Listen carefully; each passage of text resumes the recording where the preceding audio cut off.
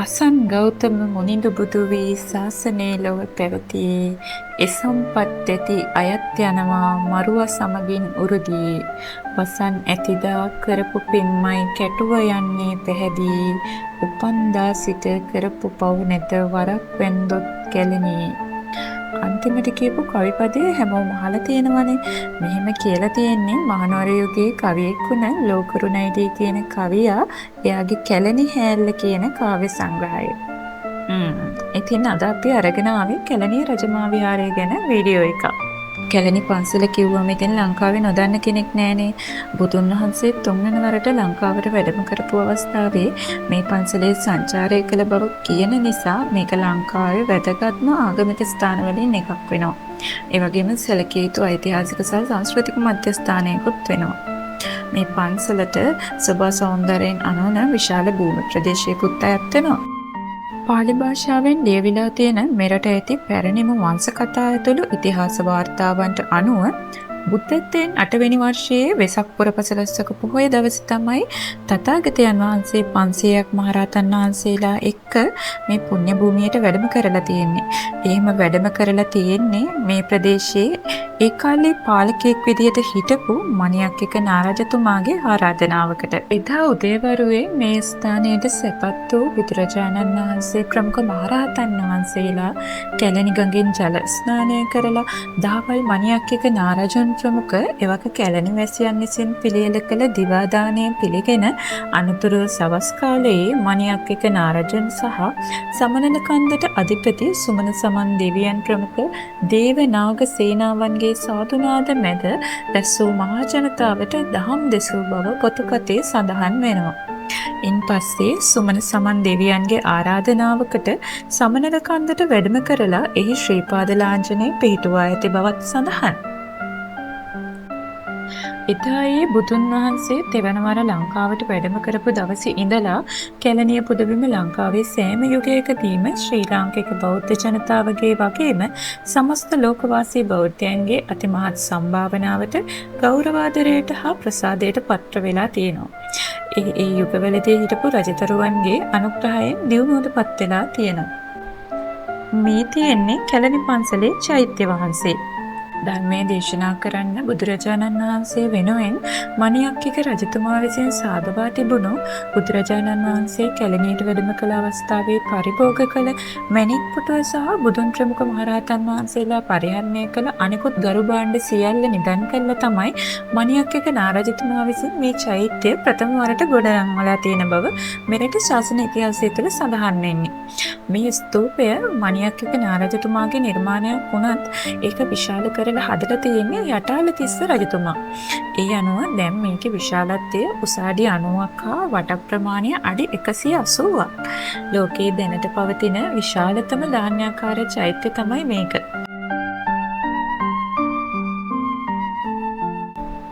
කැලණිය බෝධීන් වහන්සේත් අතීතයේ සිට අද දක්වාම වන්දනාවට පාත්‍ර වන ලංකාවේ වැඩ සිටින ඉපැරැණි මහා බලවත්ම බෝධීන් වහන්සේ නමක් විදිහට ප්‍රසිද්ධයි. කැලණියේ විහාර මන්දිරයේ බුදුරජාණන් වහන්සේ මේ ස්ථානයට වැඩම කරලා ධර්මයේ දේශනා කරපු තැනම තමයි පිහිටලා තියෙනවා කියන්නේ. මේ විහාර මන්දිරය නුවර රාජධානී සමයේ අවසන් වරට ප්‍රතිසංස්කරණය කළ බව ඇඟවෙන පුරාවිද්‍යාත්මක හා කලාත්මක වටිනාකමින් යුක්ත ඉතා දුර්ලභ චිත්‍ර හා මූර්ති තවමත් මෙහි දකින්න පුළුවන්. මහනුවර යුගයේ පැරණි සිතුවම් වලින් සිංහල චිත්‍රකලාවට ඇති වූ දකුණු ඉන්දිය බලපෑමත් සමාජ ජීවිතය සහ ඇඳුම් පැළඳුම් සම්බන්ධයෙන් ඇති වූ බටහිර බලපෑමේ සලකුණු දකින්න පුළුවන්. විහාරයේ එහෙම නැත්නම් ප්‍රතිමා ගෘහය දැන් වහලවල් දෙකක් යට එක ගොඩනැගිල්ලක පැරණි හා නව කාමර දෙකකින් සමන්විත වෙනවා. විහාරයේ දිග අඩි 150ක් සහ පළල අඩි 90ක්. එය අඩි 3ක් උස ගල් පදනමක් මත පිහිටා තියෙනවා.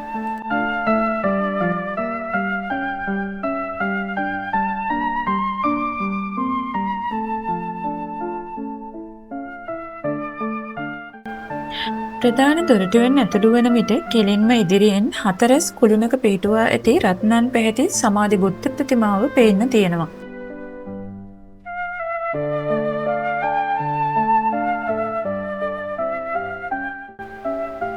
විහාරයේ ඇතුළත සැතපෙන පිළිමේ සහිත කුටියේ සිතුවම් අතර විවිධ දෙවිවරුන් චිත්‍රණය කරලා තියෙනවා. ගණ දෙවියන්, ගංගා දේවිය, විෂ්ණු දෙවියන්, විභීෂණ දෙවියන් සමග අම්මාන් විසව, කැලණියේ මණියක්කක නාග රජු හා කතරගම දෙවියන් ඒ අතර දකින්න පුළුවන්. තව නාථ දෙවියන්ගේ, සමන් දෙවියන්ගේ හා කතරගම දෙවියන්ගේ පිළිම තුනක් සැතපෙන පිළිමයට පැත්තකින් තියෙනවා. ඒ වගේම මෛත්‍රී බෝධිසත්වයන් වහන්සේත් බුදුරජාණන් වහන්සේ සමනල කන්දේ සිරිපතට තබන ආකාරයත් මේ බිත්තිවල සිතුවම් කරලා තියෙනවා. විහාරයේ ඇතුලේ මහනුවර යුගයට අයත් චිත්‍ර එක කොටසකත් කොළඹ යුගයට අයත් චිත්‍ර තව කොටසකත් වෙන වෙනම ඇඳලා තියෙනවා. ජාතක කතා ඇඳලා ඒවයේ නම රූපයට පහළින් සඳහන් කරලා තියෙනවා. සිවිලිම මත ග්‍රහලෝක දෙවිවරුන් හෝ නවග්‍රහයෝ සහ රාශි 12 නිරූපණය කරලා තියෙනවා. අතීතයේ ඉඳලා විහාර බිත්ති ජාතක කතා වලින් පින්තාරු කිරීම සම්ප්‍රදාය වුණත් කැලණි විහාරයේ සිතුවම් තුළ මේ චාරිත්‍රයෙන් බැහැර වෙලා ඒ වෙනුවට ශ්‍රී ලංකාවේ බුදුදහමේ උපත සහ ප්‍රගතිය සම්බන්ධ ඓතිහාසික දර්ශන පෙළක් නිරූපණය කරමින් බිතුසිතුවම් වලට විවිධත්වයක් එක් කරලා තියෙනවා.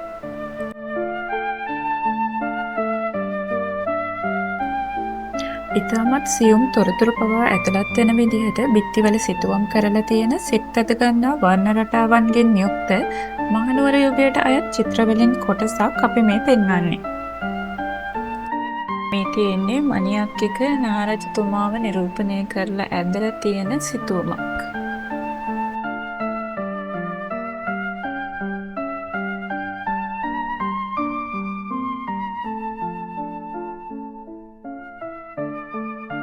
මෙතන ඉඳන් ඔයාලා චිත්‍ර බලන අතරේ මම කැලණිය පන්සලේ අතීත කතාව පොඩ්ඩක් විස්තර කරන්නම්. ඉතාමත් දීර්ඝ ඉතිහාසයක් තියෙන නිසා විශේෂ කොටස් විතරයි මම කියන්නේ. බුදුරජාණන් වහන්සේ වැඩම කළාට පස්සේ විවිධ කාලවලදී අභාවයට යමින් නැවත ගොඩනැගිමින් පැමිණි ගමනේදී මිහිඳු මහරහතන් වහන්සේ මෙරට වැඩම කළ සමය ආසන්නයේ දේවානම්පියතිස්ස රජුගේ සොහොයුරු උත්තිය කුමරුන් විසින් කැලණි විහාරයේ ප්‍රතිසංස්කරණය කර සංඝාවාසයක් ගොඩනංවා පූජා කරන ලද බව ශාසන ඉතිහාසයේ සඳහන්. දුටුගැමුණු රජුගේ පාලන කාලය තුළ මේ විහාරය 500කට අධික භික්ෂුන් වහන්සේලා වැඩ සිටි ප්‍රසිද්ධ පිරිවෙනක් විදිහට තිබිලා තියෙනවා.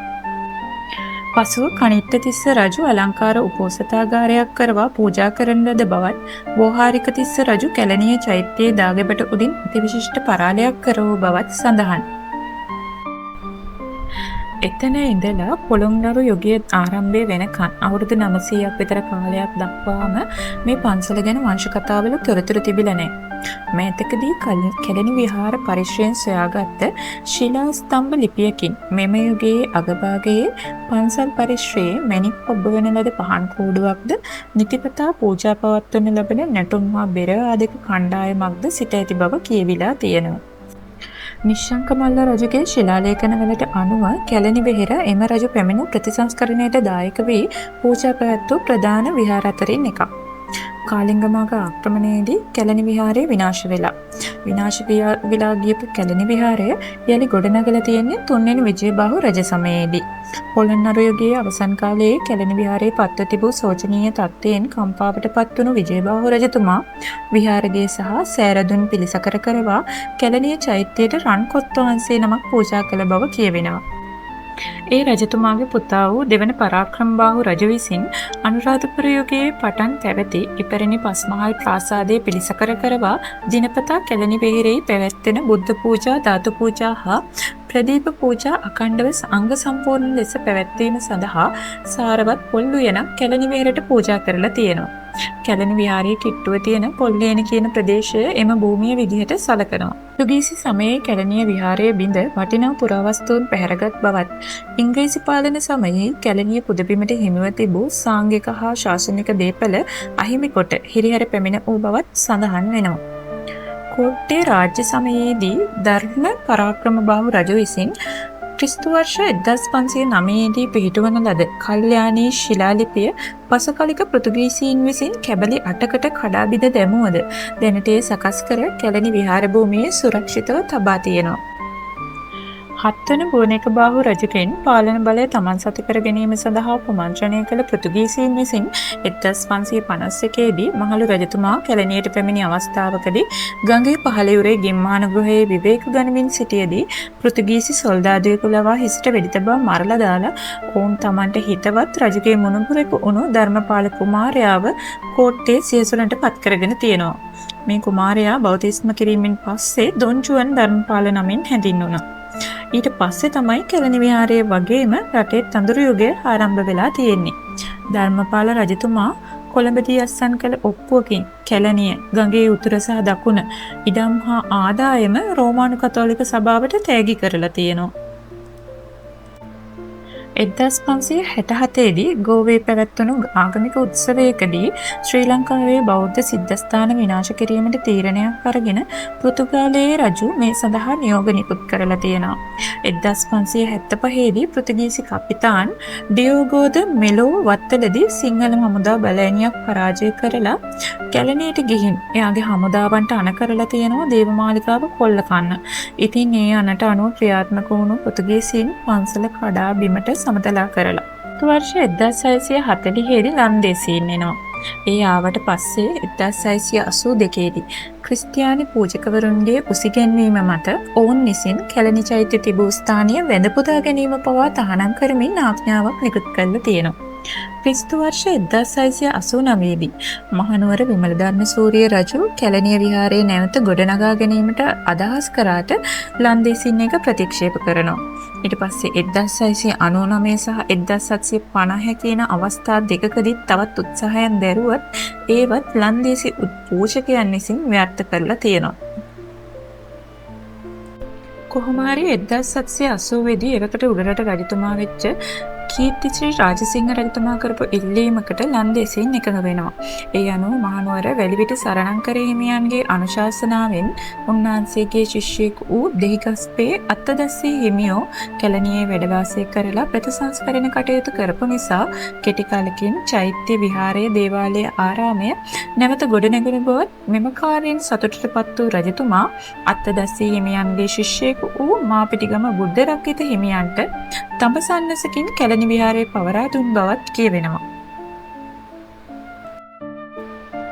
ඉන්පසු ඉංග්‍රීසි පාලන සමයේ කැලණිය පුදබිමට හිමිව තිබූ සාංඝික හා ශාසනික දේපල අහිමි කොට හිරිහැර පැමිණ වූ බවත් සඳහන් වෙනවා.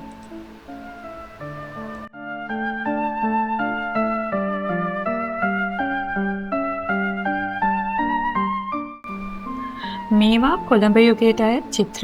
මේ කැපී පෙනෙන පිටසිතුවම් අතර බුරුම භික්ෂුන් වහන්සේලා ථේරවාදී සම්ප්‍රදායේ පැවිදි කිරීම සහ 13 වන සියවසේ මුල් භාගයේදී මාඝ විසින් හා 16 වන සියවසේ අග භාගයේදී පෘතුගීතයින් විසින් කැලණි විහාරයට සිදු කරන ලද කොල්ලකෑම් හා විනාශයන් පෙන්වුම් කරන සිතුවම් මේ අතරින් මුල් තැනක් ගන්නවා.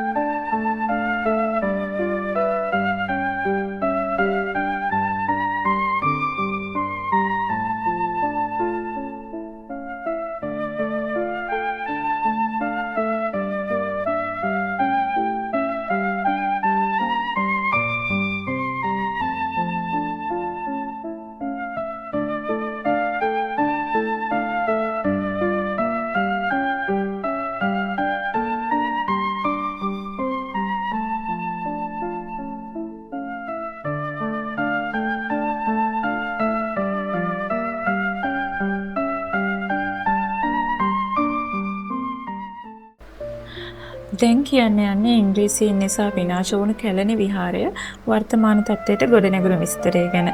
උපතින් කිතුණෙකු වුණු ධනවත් හා වංශවත් සේදවත්ත වලව්වේ හෙලේනා විජයවර්ධන මහත්මිය දවසක් පන්සලට එනවා.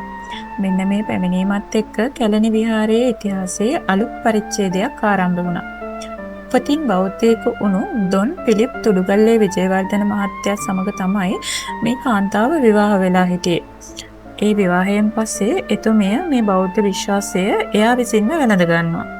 ඉතින් 1880 වසරේ එක්තරා පුරපස්රස්සක් පොහෝ දිනයක පන්සල වැඳ පුදා ගැනීමට කැලණියට ආපු ඇය එදා පන්සලේ තිබුණු අබලන් තත්ත්වය දැකලා පන්සල ප්‍රතිසංස්කරණය කරන්න තීරණය කරනවා. ප්‍රතිසංස්කරණ කටයුතු වල පළමු පියවර විදිහට ඇය විහාරයේ බිම ඒකාකාරී ගල්පොරු අතුරා සකස් කරලා තියෙනවා.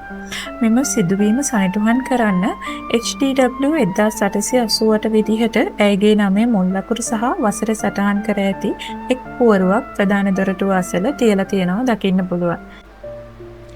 ඊට පස්සේ 1902 දී ඇය විහාරයේ තිබූ ලීමල් පූජාසනය වෙනුවට කිරිකරුණ වලින් සාදන ලද වඩා හොඳ පූජාසනයක් හදලා දීලා තියෙනවා.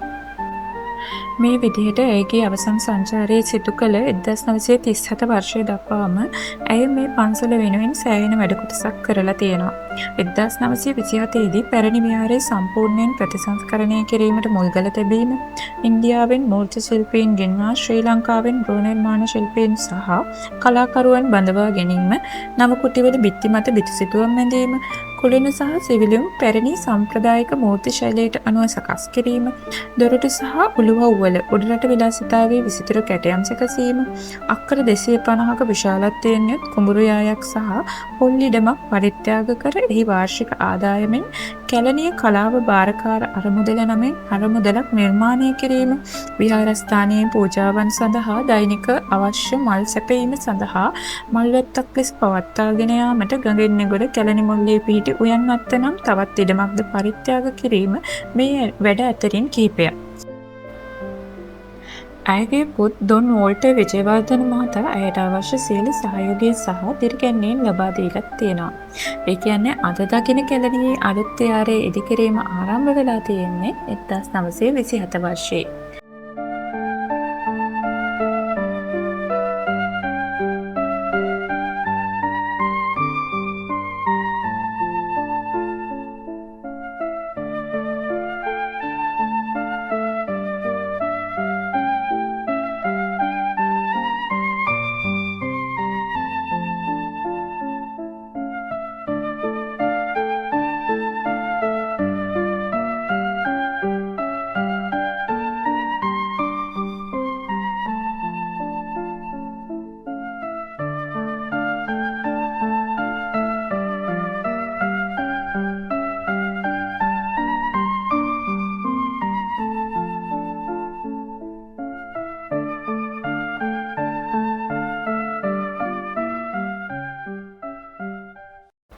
කැලණි විහාරය ගැන කතා කරනකොට ඒකේ තියෙන චිත්‍ර හා ඒ චිත්‍ර ඇඳපු දක්ෂ චිත්‍ර ශිල්පියා ගැන කතා නොකරම බෑ.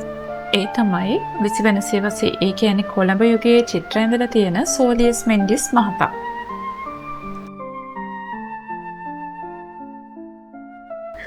හෙලේනා විජයවර්ධන මහත්මිය කැලණියේ බිතුසිතුවම් ඇඳීම සඳහා නිර්මාණශීලී දක්ෂතා ඇති කලාකරුවෙක් හොයමින් ඉන්නකොට මේ ගමුවේ මාදම්පෙ ප්‍රදේශයේ සෝලියස් මෙන්ඩිස් කියන තරුණ කලාකරුවා ගැන ඇය දැනගන්නවා. ඒ වෙනකොට ඔහු පන්සල් පින්තාරු කිරීමේ කලාකරුවෙකු ලෙස නමක් දිනාගෙන ඉඳලා තියෙන්නේ. නමුත් ඔහුගේ වැඩ ආරම්භ කිරීමට පෙර ඇය ඔහුව අධ්‍යයන චාරිකාවකට යවනවා. ඔහු මුලින්ම ඉන්දියාවේ අජන්තා සහ එල්ලෝරා වෙතත් පසුව ශ්‍රී ලංකාවේ අනුරාධපුරය, පොළොන්නරුව සහ සීගිරිය වෙතත් යවනවා.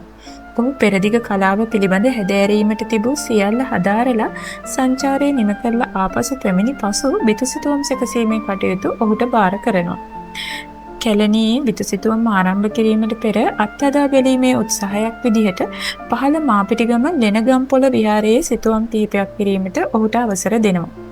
ඒක ඉතාමත් සාර්ථක විදිහට ඔහු නිම කරනවා. ඊට පස්සේ තමයි ඔහු කැලණියේ බිතුසිතුවම් වැඩ ආරම්භ කරලා තියෙන්නේ. ඔහුට ඉටි කිරීමට නියමිතව තිබූ කාර්ය සම්පූර්ණ කිරීමට ඔහුට වසර 20කට ආසන්න කාලයක් ගත වෙලා තියෙනවා කියලා කියනවා. ඒ අනුව සෝලියස් මැන්දිස් නම් මහා කලා ශිල්පිය අඳින ලද විශිෂ්ට සිතුවම් පෙළ නිර්මාණය වෙන්නේ 1930 වසරේදී. ඔහු නිර්මාණ කරලා තියෙන්නේ ඔහුගේම ශෛලියකට. දේශීය කාබනික සහ එළවලු ද්‍රව්‍ය වලින් ඔහු තමාගේම ප්ලාස්ටර් සහ තීන්ත සාදාගෙන තියෙනවා. ඔහු බිතු සිතුවම් වල රූප නිර්මාණය කර ඇති ආකාරය විශිෂ්ට බව හා එම අද්විතීය බිතු සිතුවම් කැලණියට පමණක් ආවේනික බව වියතුන් ප්‍රකාශ කරනවා. බුදුන් වහන්සේ ලංකාවට වැඩම කිරීම, දන්ත කුමර සහ හේමමාලා කුමරිය දළදාව වැඩම කරවීම, සංඝමිත්තා තෙරණිය ලංකාවට වැඩම කරවීම වගේ සිතුවම් රැසක් එතුමා නිර්මාණය කළා. එම චිත්‍ර අදටත් හොඳින් ආරක්ෂා වී පවතිනවා. කැලණිය විහාරය ගැන ඉතිහාස කතා නම් ගොඩක් තියෙනවා. ඒ හැම කතාවක්ම කියන්න වීඩියෝ එකේ වෙලාව මදි නිසා ඒ කතා හැම එකක්ම කියන්න යන්නේ නැහැ. ඒ සම්බන්ධයෙන් කැමැත්තක් තියෙන අයට පොත්පත් වලින් වගේම අන්තර්ජාලයෙන්ුත් විස්තර හොයාගන්න පුළුවන්. මේ පන්සල බලන්න ආවොත් පන්සල ආශ්‍රිතව තියෙන සිවුරුගල කියන ස්ථානය හා එගොඩ කැලණිය විහාරය බලන්න යන්නත් අමතක කරන්න එපා.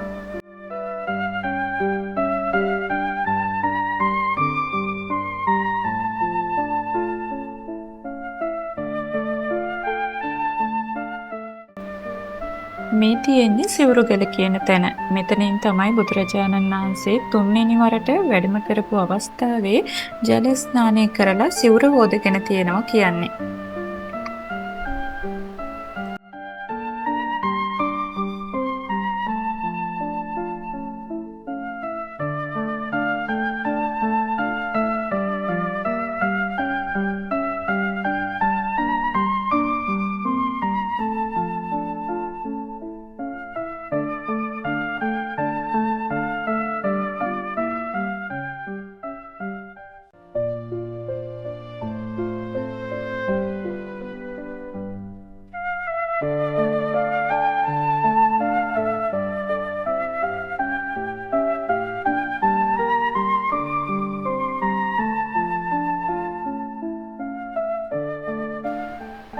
මේ එකට කැලණිය පන්සලේ දැන් අපි ඉන්නේ. ඉස්සර මේ පන්සලට ඇවිත් තියෙන්නේ කැලණිගඟ හරහා පාරුවෙන්.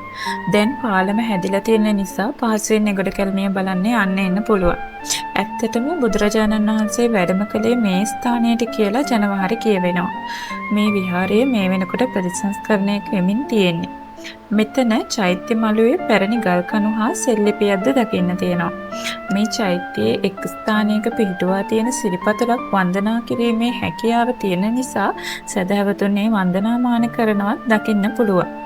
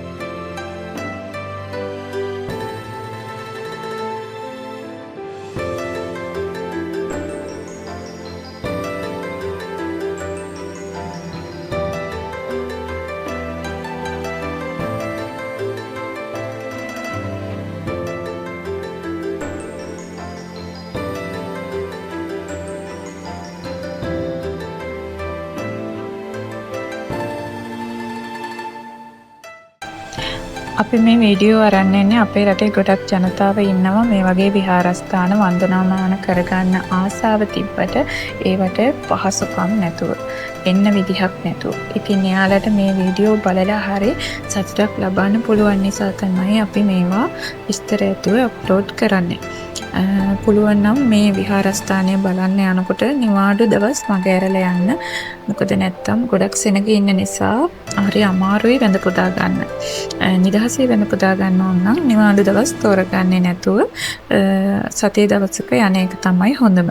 ඊළඟ වීඩියෝ එකෙන් අපි රත්නපුරේ සමන් දේවාලය ගැන වීඩියෝ එකක් ගේන්න උත්සාහ කරන්නම්. පොඩි ඉල්ලීමක් කරනවා ඔයාලගෙන් අපේ channel එක subscribe කරන්න කියලා. ඒ වගේම අපේ වීඩියෝ වල අඩුපාඩු හොඳ නරක තියෙනවා නම් ඒවත් අපිට කියන්න. ඔයාලා දකින්න කැමති තැනක් තියෙනවා නම් ඒකත් කමෙන්ට් එකක් දාගෙන යන්න. එහෙනම් ඊළඟ වීඩියෝ එකකින් හමු වෙමු. ඔයාලට සුබ දවසක්.